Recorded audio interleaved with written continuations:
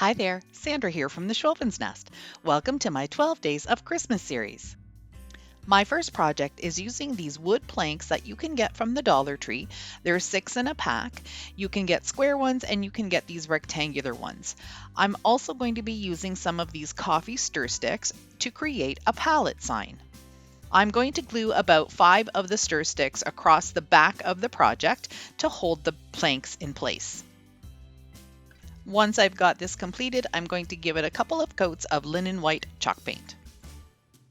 Next, I'm going to take these little wood cutout ornaments and I'm going to just slice off that star on the top because although these are Christmas trees, I just want them to be regular pine trees. So it's just really simple to score those off with my utility knife. Then I'm going to stain them with a mixture of burnt umber and black and a little bit of water. To get a nice arc shape for the words I want to put on, I took a piece of black cardstock, I folded it in half, and then just cut out an arc.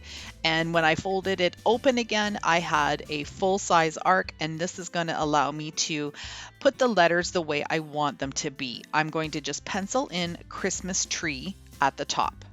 Normally, I'd be using my Craft Smart paint pen in black, but I didn't have that right now because it's run dry. And I didn't have a chance to go out and get some more. So I'm just going to use this permanent marker and trace out my letters. I'm going to put the word farm in larger letters right underneath in the center. And you can see here that I have now switched out to just a regular Sharpie marker because I was really struggling trying to find one that would not dry up because of the chalk paint. I do find that using regular markers on top of chalk paint tend to dry out really quickly. I don't know if it's because of the texture of the paint, because it's a really matte finish, but all of the tips end up getting clogged with paint and then I don't have any ink coming out. So that's a frustration for me. That is why I have always used my Craft Smart paint pens because they don't fail me. I just did my own little take on different types of fonts, added some little edges that would be sticking out, and now I'm taking a fine point marker and drawing out a shadow line. I didn't want to use hot glue on these little trees because they have little cutout circles in them, and I didn't want the hot glue to seep through, so I'm going to use my medium thickness Starbond glue. I've been using Starbond glues for a little bit now. I got a box of them sent to me from the Starbond company, and I really like their glues. They have a different assortment. I think I got about 6 in the box. This medium thickness glue is a nice one because it has a little bit of working time, but you don't need a lot. You can see that I only put a few little dots on it, and it's going to stick down really nicely. Takes about a minute or so for it to fully dry. This also comes with a spray accelerator, so if you need something to dry lickety-split, you can go ahead and put that glue on, spray the other side of the project, and then put the two pieces together and it will be an instant hold.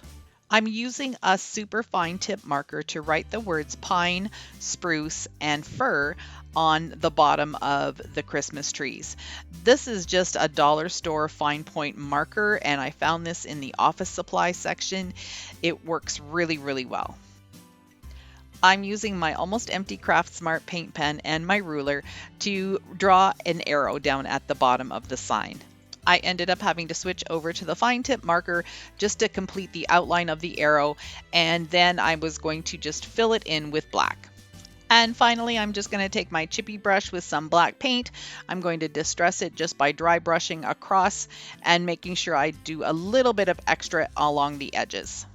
I want this sign to be freestanding, so I've taken some of these blocks that you can get at the Dollar Tree in their Crafter's Square, and again I'm taking my watered down burnt umber and black stain or acrylic paint stain, whatever you want to call it, a wash maybe, and I'm going to go ahead and stain about 8 of these. I'm going to need 4 for the bottom, and then I want to embellish the top with 2 of them as well.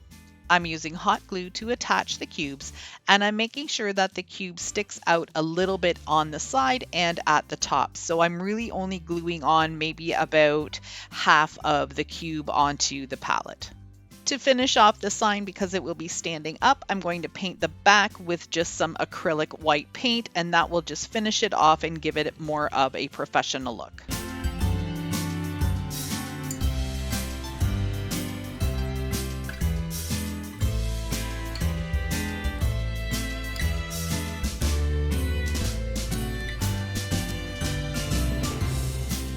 My second project is super easy. I'm using this reindeer that I have from Dollarama from last year and this Dollar Tree buffalo check bag. I'm going to cut out a piece and make sure that I cut right along the edges there on the line to make sure I get a nice straight edge. I'm going to glue the bag onto the body of the reindeer, and I decided to try a different glue application. I'm just going to be using a glue stick. I didn't want to use hot glue because that ends up leaving it bubbly and bumpy, and my experience with Mod Podge and this plastic paper is not that great. You get a lot of bubbles with it. So I'm just going to put a generous amount of the glue stick on and cross my fingers to see if it works. It's going on really well and seems to be sticking. I do have to add some glue to a few spots where I missed originally, but I'm not getting any bubbles, so I'm really impressed with the glue stick. Using a really sharp craft knife, I'm going to cut around the body of the reindeer so I can remove the excess bag. So far, this project's turning out pretty good. I did have to add a little bit of extra glue, as I said earlier, just around the edges to make sure that they would stick properly. I cut an angled cut right where his head meets his neck because I wanted to keep that sparkle. Now I'm just feeding some jute twine through a couple of jingle bells, and that's what I'm going to use to start embellishing him. I'm just going to have them hanging down from his neck. I'm going to use some of this lamb's ear to make it look like he has a shawl, and it turns out really cute. I'm just going to use hot glue to put them down. I'm also adding a few little pine pieces. I take these little pieces of garland and trim them down so they look a little bit more high end and not quite so fluffy. And I'm going to just add a couple of them right on top of the lamb's ears. For a little pop of color, I'm just going to add a few of these little red pip berries.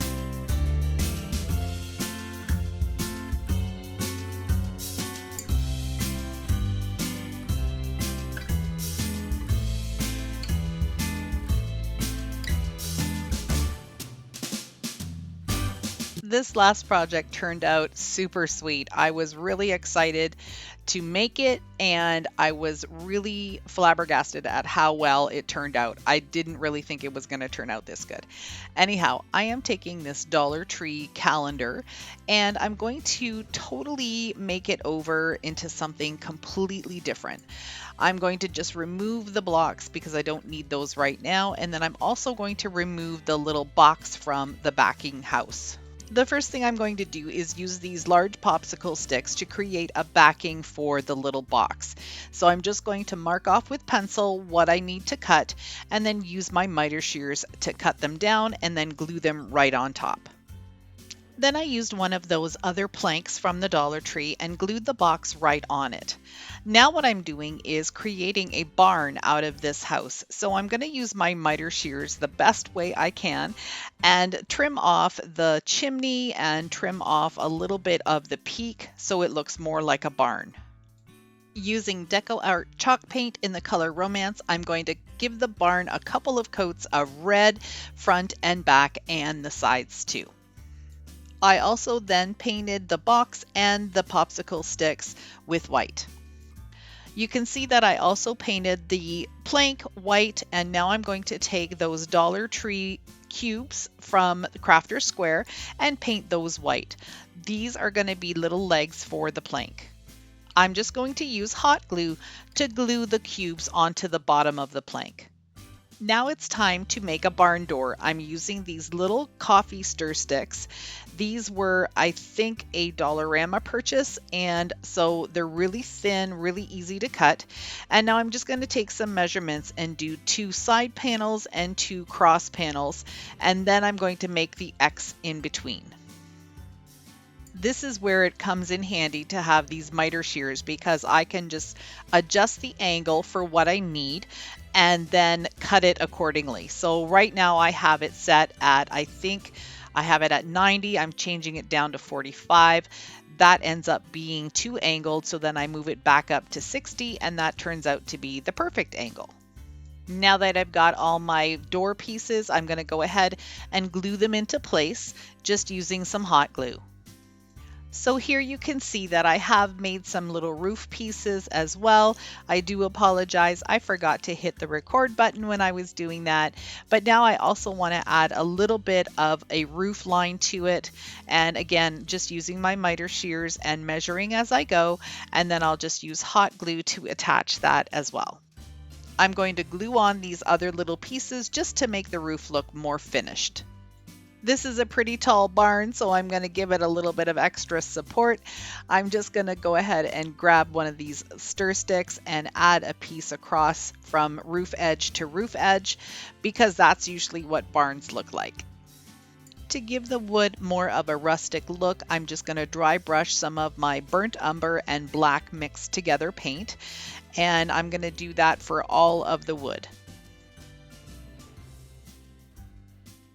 To add some more detail and make this really look like a barn, I'm going to use my pencil and a ruler and just draw in some vertical lines to make it look like it's got barn board. In order to get that flat piece of barn standing straight up, I'm using a couple more of the little blocks, and those are just going to be little supports for the barn. So I'm just going to glue them onto the back side of the plank. With some hot glue, I'm going to put it on the two little blocks and then lay down the barn right on top. Now it's time to add all of the little details. I've got a few different sizes of bottle brush trees, and I'm going to hot glue them right down onto the plank. I also decided to take that cube and paint it red. I had tried to distress it with the brown, making it look like wood, but I just really didn't like that next to the barn. I needed it to be red so they would match, so I gave it a couple of coats. Then I took some more of the little coffee stir sticks and I made a frame for around the front of the box, staining it with the same color. I added a little wood popsicle stick sign that said Happy Holidays over the barn door, and I made a similar one saying Tree Farm that I glued right on top of the box. This next step, I think, is what brought it all together. I have this little white picket fence, which was something that I grabbed at Michael's a while ago. I think maybe even over a year. It's just been in my stash. It's wired so you can bend it, and I'm just going to put it around the back and the sides of this little plank and hot glue it into place. Now I'm taking a little piece of garland from the Dollar Tree and I'm going to trim it down really nice and short. This is going to become a tiny little wreath that I'm going to glue on top of the barn. So I want to make sure there aren't any long pieces. They're really easy to bend. I'm just going to twist it into a circle and then hot glue it in place. I'm also going to add a little piece of greenery to the top of the Tree Farm sign. So this is where it gets fun. I took some Mod Podge and some baby powder, which is talc or whatever you have on hand. I mixed it together to form a paste, and I was able to take this and spoon it onto the white plank to mimic snow piles. And this turned out so cute. It was just something that I thought of. I wasn't sure if it was going to work, but I thought I would give it a shot. And then I ended up adding some Epsom salts on top, putting some on the little trees, on the roof line, on some of the greenery, and it was just adorable.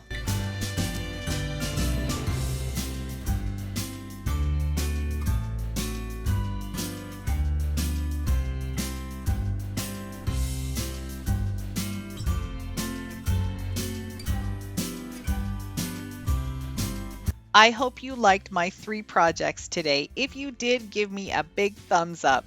If you're new to my channel, I'd love for you to stick around a while. Hit that subscribe button. Those 2 black arrows will show you exactly where to click. Thank you so much for watching straight to the end. I really appreciate your support. See you in the next one.